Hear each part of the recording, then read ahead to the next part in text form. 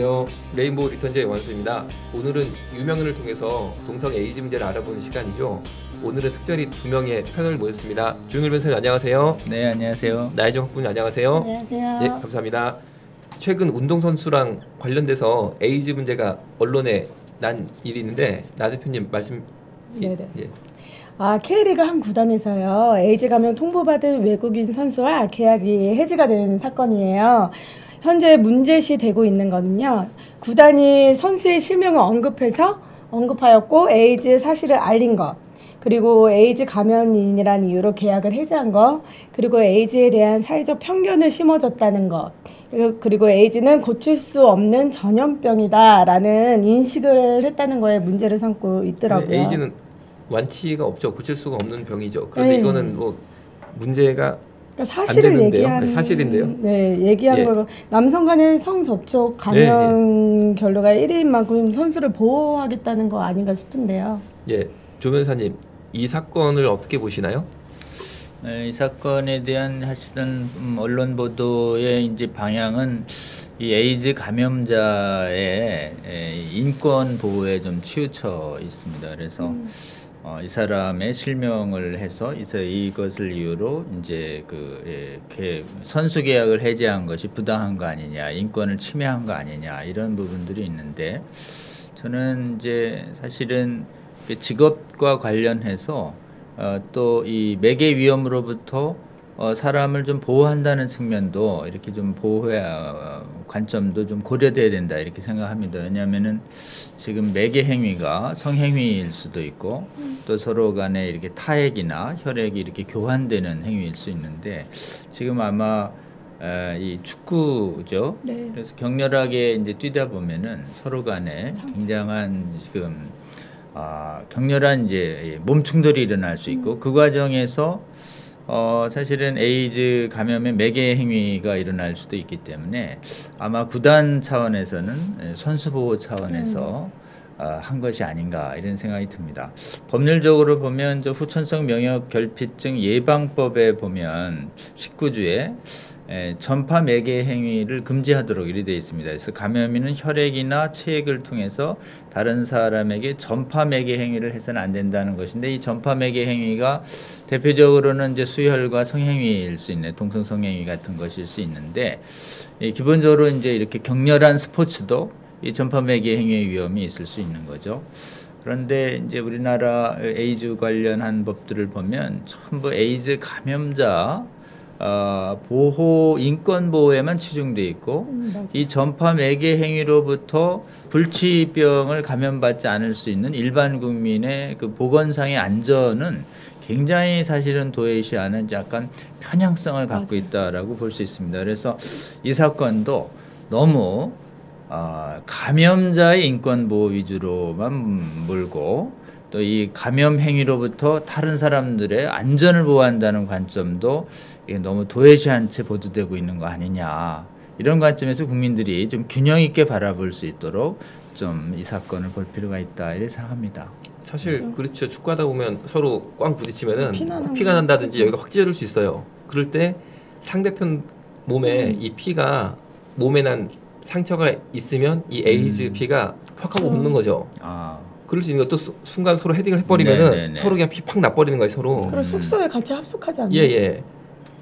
그러니까 당연히 상대편 선수는 에이즈 환자랑 격렬한 스포츠를 한다는 게 부담이 될 수밖에 없는 거죠. 에이즈 감염 우려가 나한테 접근되고 있는 거죠.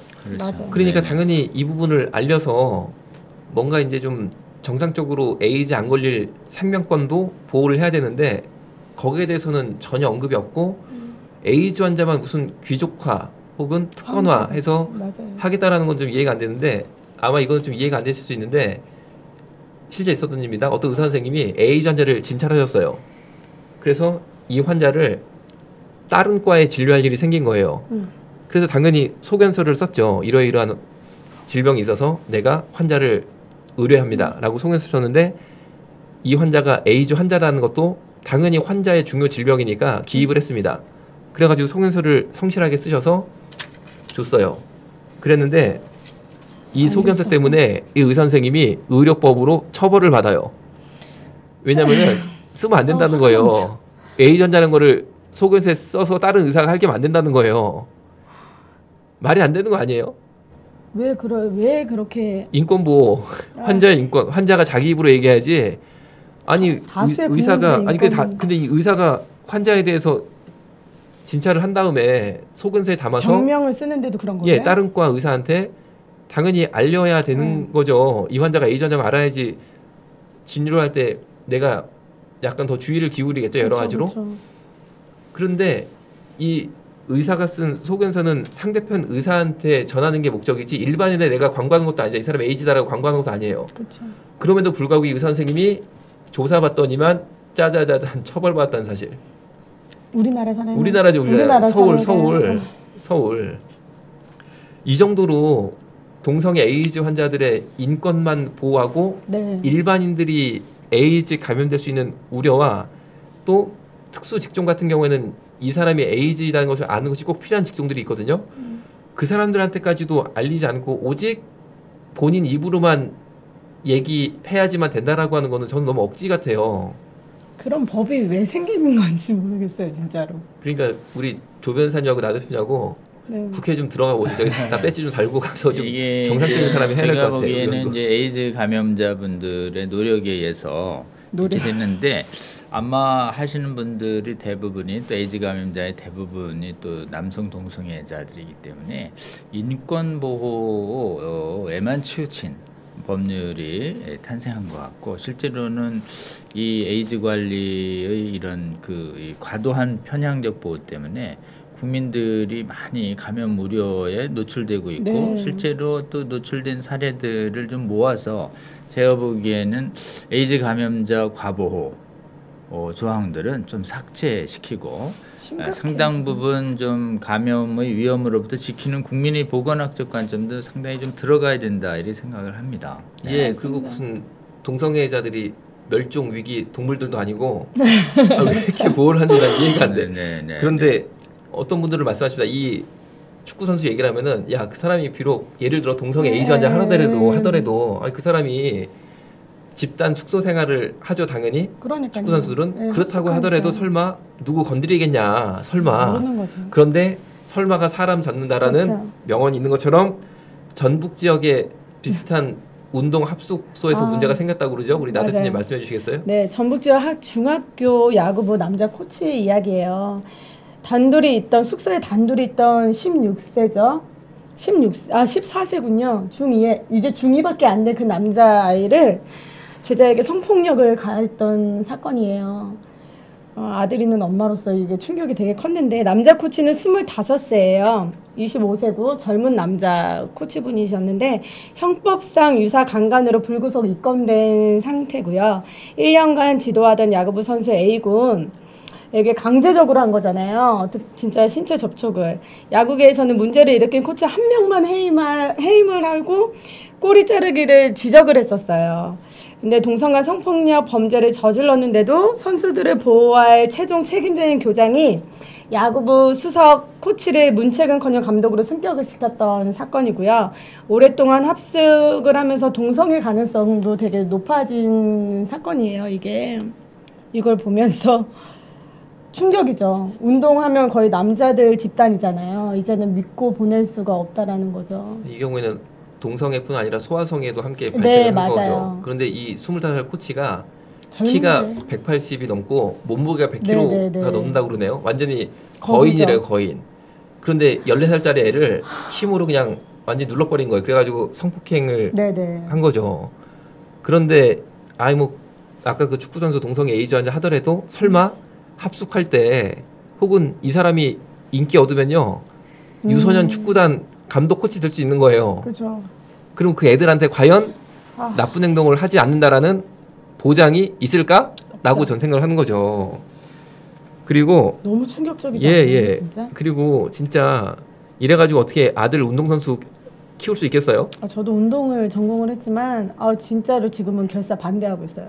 아들도 그렇고 딸도 그렇고. 우리- 사실은 이제 이게 동성 성폭행이 일어난 거고 또 미성년자에 대한 거고 또 자기 휘하에 있기 때문에 불구속이기보다는 사실 이거는 구속감인데 되게 그러면 형량이 사실은 좀 약간 불구속이라는 게 잘 쉽게 이해가 되지 좀 않고요. 또 하나 이제 보도될 때도 이게 동성 간에 일어나는 이런 그 강제 성폭행들에 대해서 굉장히 많거든요. 지금 이제 군대도 그렇고 네. 또 학교 안에서도 그렇고 또 동성이 합숙하는 곳에도 많이 있고 그래서 요즘 이제 이렇게 동성애에 대한 그 이 경계감들이 자꾸 사라지는 과정 속에서 이렇게 동성 간의 합숙이 일어날 때 성범죄가 일어날 수 있다라고 하는 가능성에 대해서 계속 사실은 국민들이 좀 경각심을 좀 더 가져야 된다고 생각합니다. 그래서 맞아요. 이성 간에는 조금 조심하긴 하는데 동성 간에도 이렇게 굉장히 많이 벌어지고 있는 이 동성 성폭행도 통계를 좀 내서 이런 것들이 보도될 때마다 이게 동성 성폭행이다라는 표현들이 잘 나타나지 않습니다. 그냥 네네. 뭐 유사폭행, 뭐 코치가 이렇게 했다. 그래서 잘 문맥을 봐야 이게 동성인지 여부를 이렇게 확인할 수 있을 정도로 실제로는 이게 동성애에 대해서 직접적인 언급 행위가 잘 보도에서 나타나지 않는 이유 중에 하나가 언론 보도 준칙 때문에 언론 보도 준칙에서 동성애 성행위에 대해서 약간 부정적인 견해가 있는 행동들도 자꾸 이렇게 가리는 경향이 있거든요.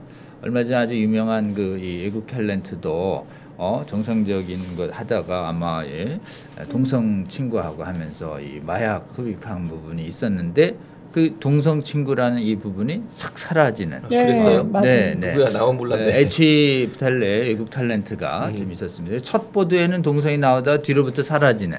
혹시 이런 식으로 한국에 사는 그 외국 그렇죠. 네. 그래서 점점 제가 한번 사실은 보도하는 얘기했죠. 그 맞아요. 과정 속에서 저는 그 기자분들에게 이 굉장히 광범위하게 동성애에 대한 과보 인권이 초래하는 또 하나의 부작용이거든요. 네, 맞아요. 그래서 점점 이게 동성 성폭행이다라고 하는 실체를 있는 그대로 국민들에게 알려야 아 지금 동성 성폭행이 늘어나고 있구나. 그러니 동성 성폭행 가능성에 대해서 대비해야 되겠구나. 이렇게 해서 지금 학부모들이나 미성년자들도 스스로 좀 준비할 수 있도록 조심할 수 있도록 할 필요가 있다 이런 생각이 좀 듭니다. 예, 제가 생각해보니까 맞네요. 남자가 무슨 죄예요? 남자가 남자한테 성폭행 당하는 것도 우리 엄청 충격받거든요. 네.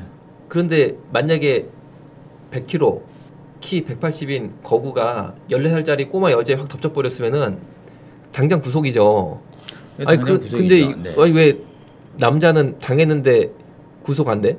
너무 그러니까 억울하네. 이게 법이 지금 세상이 너무 잘못 가고 있고요. 어떻게 다음 세대를 키워야 될지 정말 무서운 나라가 돼버렸어요. 그 동성 성폭행에 대해서 너무 가볍게 보는 그렇습니다. 예 네. 그런 게 있는 것 같아요. 이제는 남자가 남자친구 집에 놀러 간다고 친구네 집에 갔다 올게 해도 이제는 보낼 수가 없는 거예요. 제가 직감하기로는 이제 거의 감각적인데요. 거의 지금 우리나라의 그 이 지금 이 성적지향 차별금지 국가인권입법 도입 이후에 에이즈가 폭증하고 있는데 그것은 동성의 폭증을 의미하는데 지금 학교에서 일어나는 각종 성폭력들이 이성 간의 옛날에는 그 네, 성폭행들이었는데 최근에는 아마 동성 성폭행의 통계가 압도적인 네. 다수일 거예요. 근데 이게 또 집계돼서 잘 보도가 되지가 않습니다. 그래서 맞아요. 지금 학교나 또는 동성이 숙소하는 군대 내에서 발생하는 각종 동성 간의 강제적인 성폭행과 유사 강간 행위 또는 유사 성폭행 행위들에 대해서 통계를 내서 지금 동성 이성 가리지 아니하고 이 부분에 관해서 좀 사실 늘어나고 있다라고 하는 부분을 국민들이 좀 알고 대처할 수 있도록 할 필요가 있다 이런 생각이 듭니다. 이 부분도 국민들에게 너무 알려지지 않은 위험성의 하나다라고 볼 수 있습니다. 네. 법을 만들어야 되겠어요. 예 그리고 실제로 남자가 성폭행 당하는 경우에 80%가 남자한테 당한다라고 그건 통계가 있어요. 또 네. 자료면 나갑니다. 남자가 성폭행 당하는 경우가 있는데 그 중에 80%가 같은 남자한테 당한다는 거니까 사실은 남성 간 성폭행이 굉장히 많다는 거죠. 그리고 2020 도쿄 올림픽은 다양성 증진과 성소수자 선수들의 참여를 독려한다라는 것을 기치를 내걸고 있는데 야 이거 정말 우려가 됩니다. 2014년 올림픽 헌장 개정도 있었다고 그래요. 조 변사님 말씀해 주시겠어요? 이제 사실은 이게 국제올림픽위원회가 2014년에 올림픽 헌장에 뭐 성적 지향 차별 금지라고 하는 사실 동성애 옹호뿐만 아니라 반대를 금지하는 동성애 독재 조항을 도입을 했는데요. 이게 심각한 문제 중에 하나가 이제 뭐 게이나 레즈비언은 괜찮겠지만 특히 여기 그 트랜스젠더가 있어가지고 이 기본적으로 이제 남자로 태어나신 분이 여성으로 트랜스젠더를 하고 여성에게 출전해서 여성 부분에 있어서 압도적인 경기력으로 메달을 싹쓸이해가는 일들이 자꾸 발생하고 있다라고 하는 거죠. 그리고 또 역으로 이제 사실은 좀 과도한 자신감 때문에 또 여성으로 태어나신 분이 남자로 해서 굉장히 남자들의 격렬한 격투기 같은 데 하다가 뭐 사망에 이르는 경우도 발생하고 있다고 하고요. 이게 이제 원래 이 스포츠는 타고난 육체적성의 구별에 따라서 남자 경기와 여자 경기로 나누는 것이 완전히 전통적인 분류인데 이거를 이제 젠더 이데올로기에 의해서 경기가 무너져 가지고 서로 트랜스젠더나 이런 병에 의해서 타고난 육체적 성과 다른 쪽과 가서 거의 사실은 동성 간의 경쟁하는 것이 아니라 이성 간의 경쟁을 하는 이런 부분으로 발생하고 있어서 이게 공정 경쟁이 되지 않죠. 타고난 육체적인 성에 대한 육체적인 기능과 경기력의 차이를 완전히 무시하려고 하는 발상인 것이죠. 그래서 이건 사실은 실질적으로 공정한 경쟁일 수가 없고 또 이 타고난 육체적 성이 가지고 있는 육체적 한계를 자꾸 인간이 무시하려고 하는 거기 때문에 발생하는 여러 가지 부작용이 있을 수 있다. 근데 이게 일종의 남자 여자를 구별할 때 타고난 육체적인 성인 섹스를 가지고 구별하는 섹스 메인스트림에서 인간이 선택한 젠더를 기준으로 하자는 젠더 메인스트림 이론이 스포츠까지 오염시키고 있는 현상 중에 하나다라고 볼 수 있습니다. 근데 이게 정말 작동 가능하지 않다라고 하는 것이 맞아요. 인간이 육체적 성을 무시했을 때 어떤 결과가 초래하는지가 특히 이 지금 체육 경기 안에서 아주 적나라하게 보여질 수 있다라고 볼 수 있습니다. 그래서 제가 보기엔 이 부작용을 잘 면밀하게 봐서 많은 좀 전통적인 체육계 인사들께서는 이 젠더 이데올로기가 스포츠를 오염시키지 않도록 스포츠의 공정 경쟁을 오염시키지 않도록 하는 사실 분별력 있는 자세가 필요한데 이 스포츠 업계조차도 성적 지향을 위한 차별금지 일부분의 이 이론에 오용돼 가지고 수적으로 타고난 육체적인 남자가 여성으로 해가지고 완전히 싹쓸이하면 그걸 누가 공정하게 보겠냐라고 하는 것이죠. 그것을 불공정하게 느낌에도 불구하고 이 젠더 이론 때문에 그걸 자꾸 받아들이게 되는. 그래 되면 결론적으로 다 트랜스젠더들이 막 메달들을 탈취하게 돼서 결국은 나중에 경기력이 필요한 그 부분들은 전부 남자로서 태어나신 분이 여성으로 트랜스젠더들이 다 싹쓸이하는 그런 결과가 될 수 있다라고 하는 것이죠. 그래서 인간이 젠더 이론이라고 하는 것이 얼마나 이렇게 육체적인 타고난 성을 무시했을 때 대혼란과 불공정 경쟁이 처리하는지를 단적으로 보여주는 사례라고 보는데 이거를 일본이 이거를 대대적으로 LGBT 올림픽을 표방하면서 이렇게 나섰다라고 하는 건 대단히 좀 우려스럽다 이런 생각이 있습니다. 네. 예, 그래서 개정된 올림픽 헌장 내용을 보겠습니다. 자료면 나갑니다. 6번 원칙 항목입니다. 올림픽 헌장에 명기된 재반 권리와 자유 재량을 향유하게끔 보장되어야 하는데 이를 위하여 짜자자잔 성적 지향의 차별이 없어야 된다. 이게 새로 들어갔다는 거죠. 성적 지향의 차별이 없어요. 자, 그러니까 어떻게 되냐? 그 다음 자료화면 나갑니다. 격투기죠. 이게 웬 격투기를 갑자기 보여주느냐? 저희 레리가 격투기 홍보를 하려는 이유가 전혀 없습니다. 이유가 있다는 거죠. 이 남자는 펠론 폭스라는 2종 격투기 남자 선수였습니다. 그런데 남자랑 여자랑은 뼈와 근육의 질량 자체가 틀려요. 성기관이 남성 기관을 가지고 태어났냐 여성 기관을 가지고 태어났냐에 따라서 호르몬 분비가 다르기 때문에 남성은 뼈와 근육이 여자와 완전히 다릅니다. 그러니까 격투기에서 남자랑 여자랑 붙으면 여자가 이길 수가 없어요. 네, 없어요. 그런데 펠론 폭스가 어느 날 갑자기 나는 여자가 되고 싶다라는 기분을 느끼게 돼요. 기분을 느꼈다는 거예요. 그래서 나는 여잔가 봐 해가지고 병원에 가서 성기 절단을 받고 성전환 수술을 받게 된 거죠. 그 다음에 여성 호르몬 주사를 찔끔찔끔 맞습니다. 그래서 보시는 것처럼 가슴이 조금 나왔죠. 호르몬 주사를 아주 많이 맞진 않은 모양이에요. 조금만 맞았어요. 그러니까 어떻게 되겠습니까? 물론 남성의 외부 생殖기, 소위 말하는 꼬추는 없지만 몸이 완전히 남자잖아요. 남자죠. 근육뼈가 장난이 아니죠. 네네. 그런데 이 사람이 어떻게 되느냐? 나의 성은 이제부터 여자다. 그러니까 나는 여자 2종 격투기에 나가야겠다 해가지고 나갑니다. 그런데 여장 격투기 대회 본부 측에서 성차별은 안 된다고 이 사람을 선수로 받아들인 거예요. 왜? 올림픽 헌장에 보세요. 성차별, 성적 지향에 따라서 차별하면 안 된다는 거죠. 차별이 뭡니까? 아니 나 여자 격투기 나갈래 그러면 거부할 수가 없다는 거죠. 거부하면 차별이니까. 그 나가서 어떻게 했습니까? 다른 보시는 것처럼 나가자마자 여자 선수 머리를 빡 잡더니만 딱 잡고 여자가 빠져나가지 못해요. 한번 잡히니까. 그 다음에 무릎으로 그냥 이 얼굴을 막 때리기 시작하는데 니킥이죠. 쉽게 말하면 니킥을 막 하기 시작하는데 이 여자 선수가 두개골이 골절이 됐고 정확히 말하면 안화 골절이라고 해서 눈뼈 있잖아요. 여기 굉장히 약합니다. 이 펠로폭스가 좀 잔인성이 있었던 거죠. 절대 눈을 때리면 안 되거든요. 눈 멀어버립니다. 잘못하면. 근데 눈을 맞춘 거예요. 계속. 그러니까 여자 선수가 눈 맞으면 뻗어버리는 거예요. 눈이 약하니까 급소니까. 이 눈 옆에 안화 골절이 생겨가지고 이 사람이 실명이 될 뻔하고 그대로 쓰러졌어요. 뇌진탕이 생겨서. 다행으로 죽진 않았어요. 근데 아마 유명한 사건이에요. 진짜. 레프리가 안 말렸으면 이 여자 죽었어요. 네. 그러면은 이 사람을 여자 이종격투기 선수에 출전시키는 게 여성 선수들의 생명을 보호하는 거겠어요? 해치는 거겠어요? 간단한 거 아니겠습니까? 운동도 못해요. 여자 죽이자는 거지. 여자 선수 죽이자는 거잖아요. 네. 누가 그런데 여자 선수의 생명을 보호할 목적으로 펠로폭스 너는 안 돼. 너 때문에 여자 선수 뼈 부러지고 야 죽을 뻔했는데 너 안 돼. 하면 당신 나 왜 성차별해?